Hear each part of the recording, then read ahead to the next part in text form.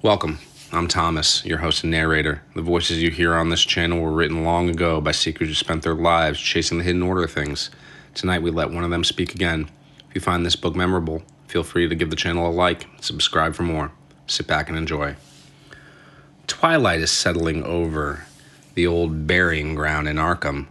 The two men will not get up off the tomb. One is a writer, the other is Joel Manton, a Boston schoolmaster who insists that nothing in this world can truly be called unnamable. The word doesn't even sound sensible to him, so the writer begins to talk about a giant willow feeding on a graveyard earth, about a dairy kept from 1706 to 1723, about a thing Cotton Mather once recorded but never dared to finish describing. What Lovecraft does here is quietly daring. He builds the whole tale out of an argument, whether horror can even be put into words, and then lets the debate run a little too long in the dark beside a deserted house with a locked attic. The scars, the ruined eye, the marks of split hooves and clawing, ape-like paws. They gather quietly while the two men sit still. Stay on the tomb with them. The willow is waiting. The Unnamable by H.P. Lovecraft, published in 1925.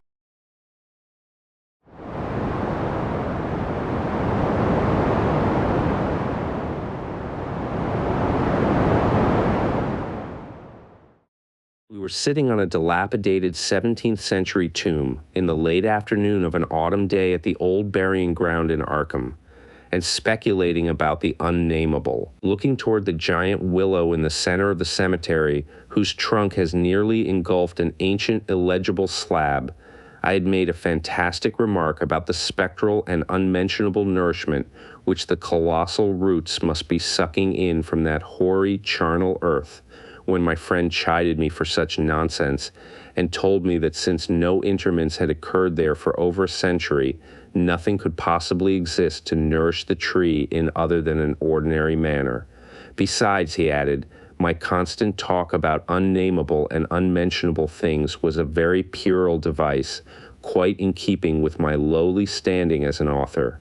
I was too fond of ending my stories with sights or sounds which paralyzed my heroes' faculties and left them without courage, words, or associations to tell what they had experienced. We know things, he said, only through our five senses or our religious intuitions, wherefore it is quite impossible to refer to any object or spectacle which cannot be clearly depicted by the solid definitions of fact or the correct doctrines of theology, preferably those of the Congregationalists, with whatever modifications tradition and Sir Arthur Conan Doyle may supply. With this friend Joel Manton I had often languidly disputed. He was principal of the East High School, born and bred in Boston, and sharing New England's self-satisfied deafness to the delicate overtones of life. It was his view that only our normal, objective experiences possess any aesthetic significance, and that it is the province of the artist not so much to rouse strong emotion by action, ecstasy, and astonishment, as to maintain a placid interest and appreciation by accurate, detailed transcripts of everyday affairs. Especially did he object to my preoccupation with the mystical and the unexplained. For although believing in the supernatural much more fully than I, he would not admit that it is sufficiently commonplace for literary treatment, that a mind can find its greatest pleasure in escapes from the daily treadmill and in original and dramatic recombinations of images usually thrown by habit and fatigue into the hackneyed patterns of actual existence, was something virtually incredible to his clear, practical, and logical intellect. With him all things and feelings had fixed dimensions, properties, causes, and effects, and although he vaguely knew that the mind sometimes holds visions and sensations of far less geometrical, classifiable, and workable nature, he believed himself justified in drawing an arbitrary line and ruling out of court all that cannot be experienced and understood by the average citizen. Besides, he was almost sure that nothing can be really unnamable. It didn't sound sensible to him. Though I well realized the futility of imaginative and metaphysical arguments against the complacency of an orthodox sun-dweller, Something in the scene of this afternoon colloquy moved me to more than usual contentiousness. The crumbling slate slabs, the patriarchal trees, and the centuried gambrel roofs of the witch-haunted old town that stretched around, all combined to rouse my spirit in defense of my work, and I was soon carrying my thrusts into the enemy's own country. It was not, indeed, difficult to begin a counterattack, for I knew that Joel Manton actually half clung to many old wives' superstitions which sophisticated people had long outgrown, beliefs in the appearance of dying persons at distant places, and in the impressions left by old faces on the windows through which they have gazed all their lives. To credit these whisperings of rural grandmothers, I now insisted, argued a faith in the existence of spectral substances on the earth apart from and subsequent to their material counterparts. It argued a capability of believing in phenomena beyond all normal notions, for if a dead man can transmit his visible or tangible image half across the world, or down the stretch of the centuries, how can it be absurd to suppose that deserted houses are full of queer sentient things, or that old graveyards teem with the terrible unbodied intelligence of generations? And since spirit, in order to cause all the manifestations attributed to it, cannot be limited by any of the laws of matter, why is it extravagant to imagine psychically living dead things in shapes or absences of shapes, which must for human spectators be utterly and appallingly unnameable? Common sense in reflecting on these subjects, I assured my friend with some warmth, is merely a stupid absence of imagination and mental flexibility. Twilight had now approached, but neither of us felt any wish to cease speaking. Manton seemed unimpressed by my arguments and eager to refute them, having that confidence in his own opinions which had doubtless caused his success as a teacher, whilst I was too sure of my ground to fear defeat. The dusk fell, and lights faintly gleamed in some of the distant windows, but we did not move. Our seat on the tomb was very comfortable, and I knew that my prosaic friend would not mind the cavernous rift in the ancient, root-disturbed brickwork close behind us, or the utter blackness of the spot brought by the intervention of a tottering, deserted 17th century house between us and the nearest lighted road. There in the dark, upon that riven tomb by the deserted house, we talked on about the unnamable, and after my friend had finished his scoffing, I told him of the awful evidence behind the story at which he had scoffed the most. My tale had been called The Attic Window, and appeared in the January 1922 issue of Whispers. In a good many places, especially the South and the Pacific Coast, they took the magazines off the stands at the complaints of silly milksops. But New England didn't get the thrill and merely shrugged its shoulders at my extravagance. The thing, it was averred, was biologically impossible to start with, merely another of those crazy country mutterings which Cotton Mather had been gullible enough to dump into his chaotic Magnalia Christi Americana, and so poorly authenticated that even he had not ventured to name the locality where the horror occurred.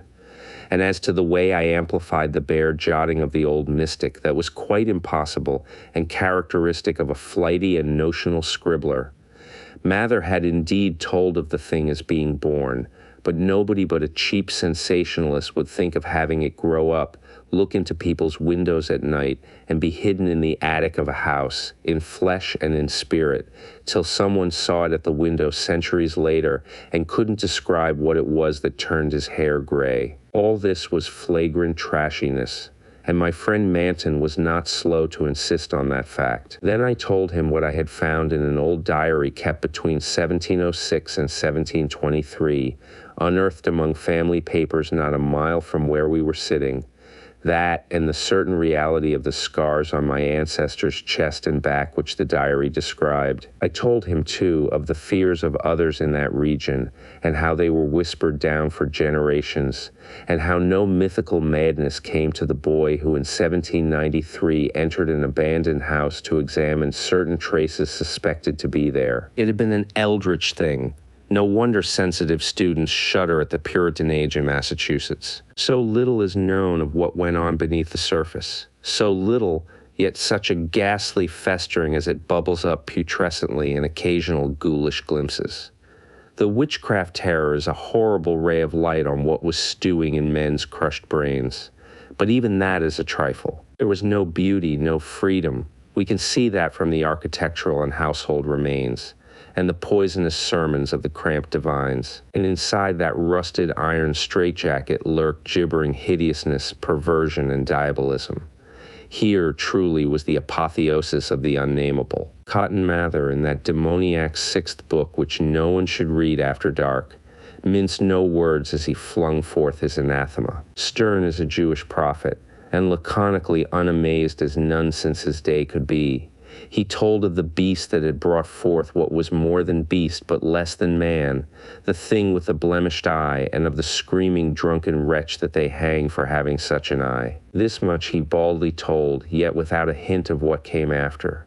Perhaps he did not know, or perhaps he knew and did not dare to tell. Others knew but did not dare to tell. There is no public hint of why they whispered about the lock on the door to the attic stairs in the house of a childless, broken, embittered old man who had put up a blank slate slab by an avoided grave, although one may trace enough evasive legends to curdle the thinnest blood. It is all in that ancestral diary I found.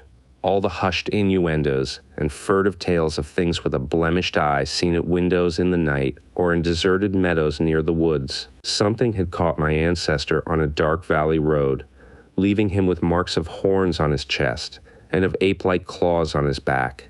And when they looked for prints in the trampled dust, they found the mixed marks of split hooves and vaguely anthropoid paws. Once a post rider said he saw an old man chasing and calling to a frightful loping, nameless thing on Meadow Hill in the thinly moonlit hours before dawn, and many believed him. Certainly there was strange talk one night in 1710 when the childless, broken old man was buried in the crypt behind his own house in sight of the blank slate slab. They never unlocked that attic door, but left the whole house as it was, dreaded and deserted. When noises came from it, they whispered and shivered, and hoped that the lock on that attic door was strong. Then they stopped hoping when the horror occurred at the parsonage, leaving not a soul alive or in one piece. With the years, the legends take on a spectral character. I suppose the thing, if it was a living thing, must have died. The memory had lingered hideously, all the more hideous because it was so secret. During this narration, my friend Manton had become very silent, and I saw that my words had impressed him. He did not laugh as I paused, but asked quite seriously about the boy who went mad in 1793, and who had presumably been the hero of my fiction. I told him why the boy had gone to that shunned, deserted house, and remarked that he ought to be interested, since he believed that windows retained latent images of those who had sat at them. The boy had gone to look at the windows of that horrible attic because of tales of things seen behind them, and had come back screaming maniacally. Manton remained thoughtful as I said this, but gradually reverted to his analytical mood. He granted for the sake of argument that some unnatural monster had really existed, but reminded me that even the most morbid perversion of nature need not be unnamable or scientifically indescribable. I admired his clearness and persistence, and added some further revelations I had collected among the old people.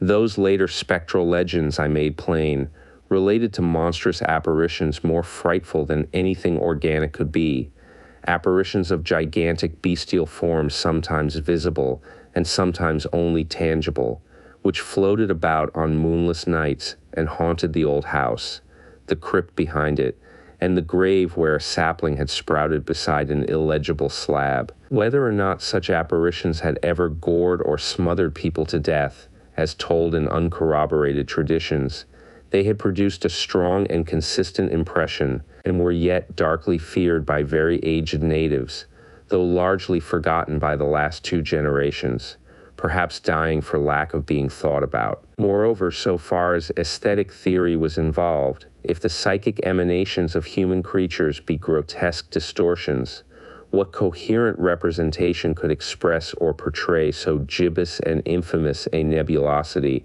as the specter of a malign, chaotic perversion, itself a morbid blasphemy against nature? Molded by the dead brain of a hybrid nightmare, would not such a vaporous terror constitute in all loathsome truth the exquisitely, the shriekingly unnamable? The hour must now have grown very late. A singularly noiseless bat brushed by me, and I believe it touched Manton also, for although I could not see him, I felt him raise his arm, Presently he spoke. "But is that house with the attic window still standing and deserted?" "Yes," I answered. "I have seen it. And did you find anything there in the attic or anywhere else?" "There were some bones up under the eaves. They may have been what that boy saw. If he was sensitive, he wouldn't have needed anything in the window glass to unhinge him. If they all came from the same object, it must have been an hysterical, delirious monstrosity. It would have been blasphemous to leave such bones in the world, so I went back with a sack and took them to the tomb behind the house. There was an opening where I could dump them in. Don't think I was a fool. You ought to have seen that skull. It had 4-inch horns, but a face and jaw something like yours and mine. At last I could feel a real shiver run through Manton, who had moved very near, but his curiosity was undeterred. And what about the window panes? They were all gone. One window had lost its entire frame, and in the other there was not a trace of glass in the little diamond apertures. They were that kind, the old lattice windows that went out of use before 1700. I don't believe they've had any glass for 100 years or more. Maybe the boy broke 'em if he got that far. The legend doesn't say." Manton was reflecting again. "I'd like to see that house, Carter. Where is it? Glass or no glass, I must explore it a little. And the tomb where you put those bones, and the other grave without an inscription. The whole thing must be a bit terrible. You did see it until it got dark." My friend was more wrought upon than I had suspected. For at this touch of harmless theatricalism, he started neurotically away from me and actually cried out with a sort of gulping gasp, which released a strain of previous repression. It was an odd cry, and all the more terrible because it was answered.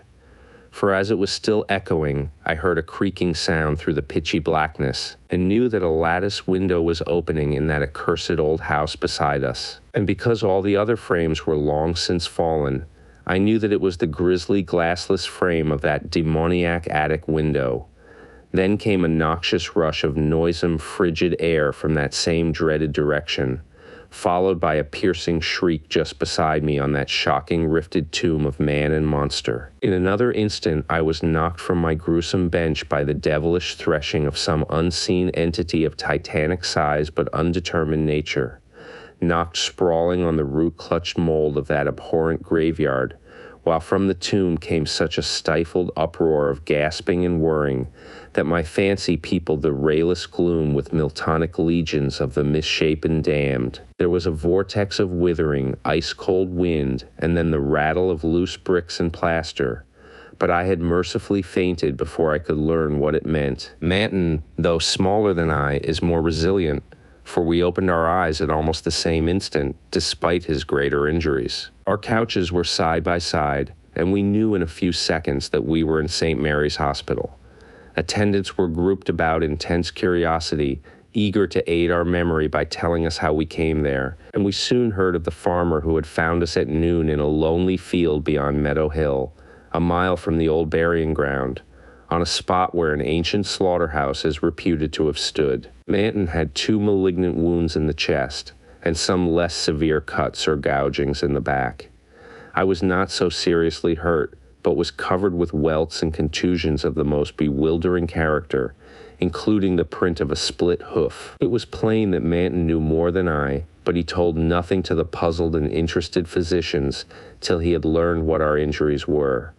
Then he said we were the victims of a vicious bull, though the animal was a difficult thing to place and account for. After the doctors and nurses had left, I whispered an awestruck question. "Good God, Manton, but what was it? Those scars, was it like that?" And I was too dazed to exult when he whispered back a thing I had half expected. "No, it wasn't that way at all. It was everywhere, a gelatin, a slime, yet it had shapes, 1,000 shapes of horror beyond all memory. There were eyes and a blemish. It was the pit, the maelstrom, the ultimate abomination. Carter, it was the unnamable.